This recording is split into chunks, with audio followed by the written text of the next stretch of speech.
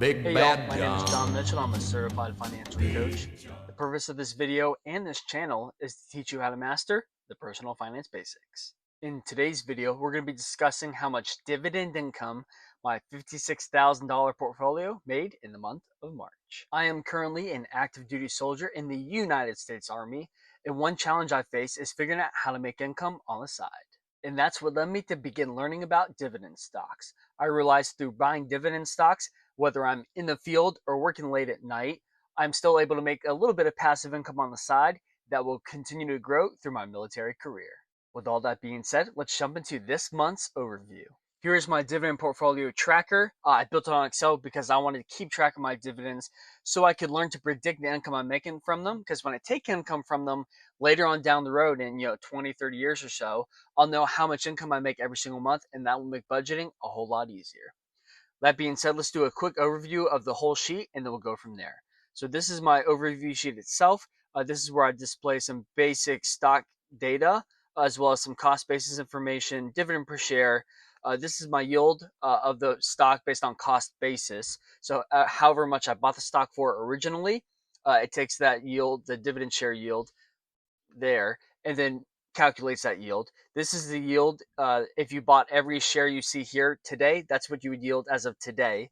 And then we have some income projections and then income year to date as a quick overview. Moving on to dividend growth. This is a new tab I added last month. I wanted to start actively tracking the growth of my dividend stocks, so that's why this one's here. Next, we have my income sheet. This is my favorite one, of course, because this is where I get to see where all the magic happens with all my dividend growth or all my dividend paychecks every month. We have our data sheet. This is kind of a more granular breakdown of my stock growth overview. And last but not least, I added this with a video which I'll have linked up here now, where the way I invest for my kid. I have one right now. Is investing on average $5 a day for him every single day of the year.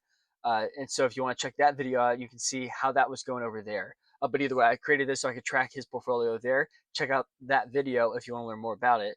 Jumping back to my overview sheet, you can see I have my taxable or bridge count on the top. All those dividends I track are post-tax. Nothing really crazy to report here.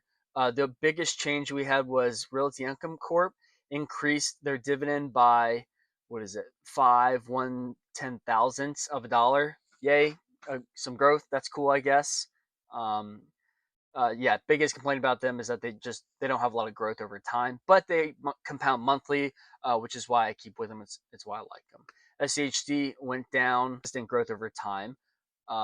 So their yield changes and fluctuates. Their price went up lately. That's cool. That doesn't happen a lot to them. But I know we can do better than just dumping it into an ETF like that, especially when we don't have to pay a management fee of any kind to do it. What we're doing here today and what I'm showing you. Uh, so really, I guess I keep it because I like to keep track and know, wow, I am beating them for sure. And you can see that here. Their cost basis yield, or excuse me, the yield as of today is 3.36%. My yield in the portfolio will cheat and will jump down. My portfolio yield is 4.678%. So beat that. Either way, closing out our taxable account, our value for the end of the month, or really beginning of April, is just over $26,000 with a yield of 5.968%, cost basis that is, and then a excuse me, yield if you bought everything today of 4.71%. We expect to receive $1,138 in dividends year to date. So a year from today, we should receive that amount. So we'll see if that's true. So far, year to date, we have received $231.44 in dividends. Jumping down to the Roth IRA, again, having dividends in a Roth IRA is fantastic because all your dividends are tax-free. Once you put the money into the Roth IRA, all the growth and all the dividends, even when you take out the dividends in the future, is all tax-free. It's amazing stuff. Really love having that here. Really nothing to change. We got paid from it, but no one changed, like grew their dividend. Prices didn't really change too much.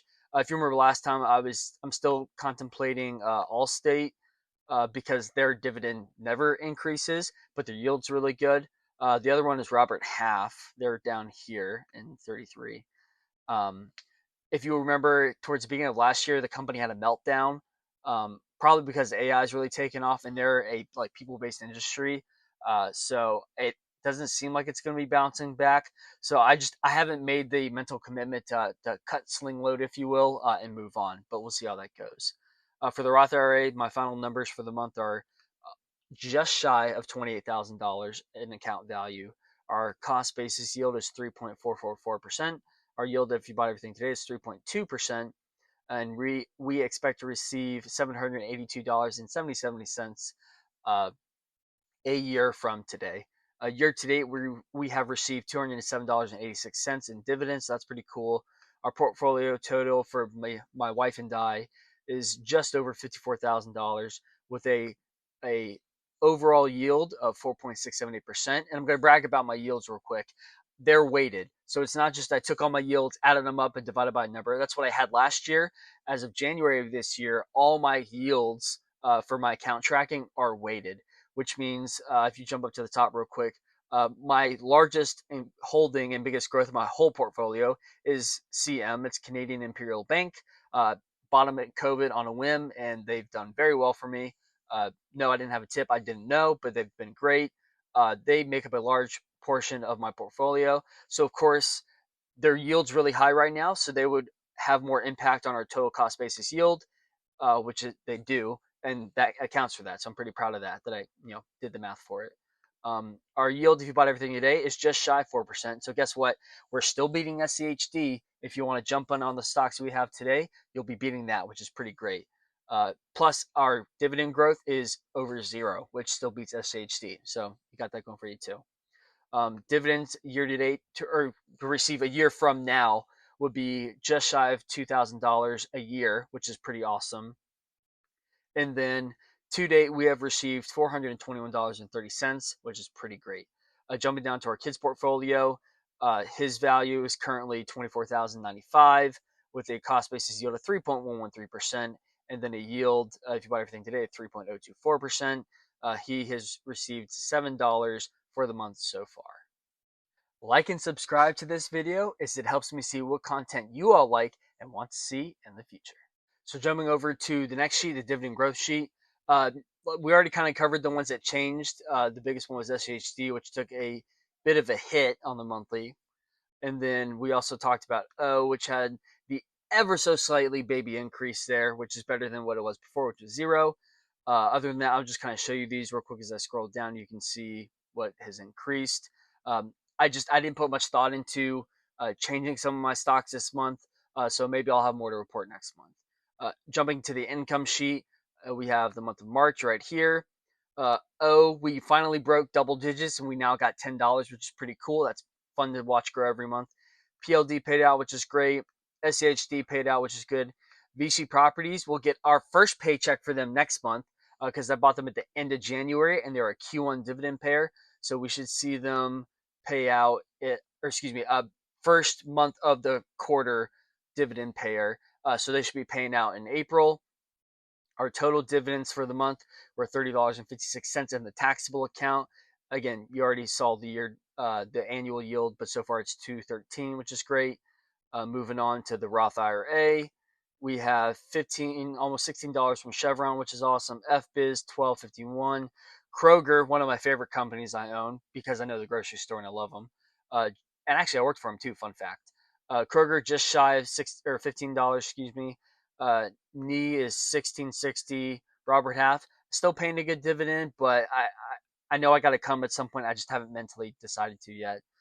Tractor Supply $9.72 for a total dividend for the month of $91.90 of tax-free dividends. We love that. For the year in the Roth IRA, we have $207.86 in tax-free dividends. Awesome stuff. For the total month, our total was $122.46. For the year, we are up to $421.30 in total dividends, which is pretty great. For my kid, again, if you want to watch more about his video as I break down the investment strategy and thought process for him, you already saw the link earlier in the video. But again, just to remind you, it's how I invested $5 a day for my kid's portfolio to grow. A really fun video to make. I'm proud and pleased that I can invest for his future. So check that out as well. Either way, he has a few paychecks this month. He had $1.80 from Kroger, $1.80 from Realty Income Corp, and then he got some interest for the account as well. So his total was not totaled up right. I'll fix that for next time. But he got just over $2, or excuse me, $7.02 for the year. Last but not least, closing out with the data sheet. Uh, our account value, not including my kid, is 54,000, just over it for my wife and I. Our yield is 4.678% with an average monthly dividend. So over 3 months, we're averaging at $140.43, which is awesome. It feels great. So we should expect to make $1,685.20. The dividend growth, so the growth in the yield, I should say, from 25 to 26. 26 will be closed out in December. The current growth, though, as we're tracking it live, is 5.78%. So I think we're going to see that continue to grow by the end of December. Because if you saw for 2025, we had at least 3, 4, or 5 companies that increased their dividend at the end of December. So I think we're going to see that grow nicely. And that'll give us a good number to plan off of for the rest of these going into the future. If you remember from previous videos, I have an arbitrary goal of trying to hit $10,000 a month in dividends. It's just a starting point. And for that update for you, we will get there in approximately, where are we at? 25 years. 25 years we'll be there, which is great. I still have, what, like 16, about 16 years left in the military to, if I want to retire at about 20. So that's plenty of time to hang out and wait for that income to keep rolling on in. I hope y'all got something out of today's video. It's been my joy to show you my portfolio and see how it's doing. It's also great to beat SHC and a couple other ETFs out there. And I just wanted to show you that you can do this all by yourself. It's not super hard. It takes a little bit of mental and emotional effort to get started. But once you do, the results you can get, these are real. You can get the real results yourself. And I'm happy I can show you them, and I'm glad I can be that resource for you. If you're looking for a financial coach to help you better understand how you can invest for yourself for your future and not have to pay anybody else to do it, sign up for a free appointment today with the link in the description or in the comment section down below. I love each and every one of you, and I'll see y'all in the next video.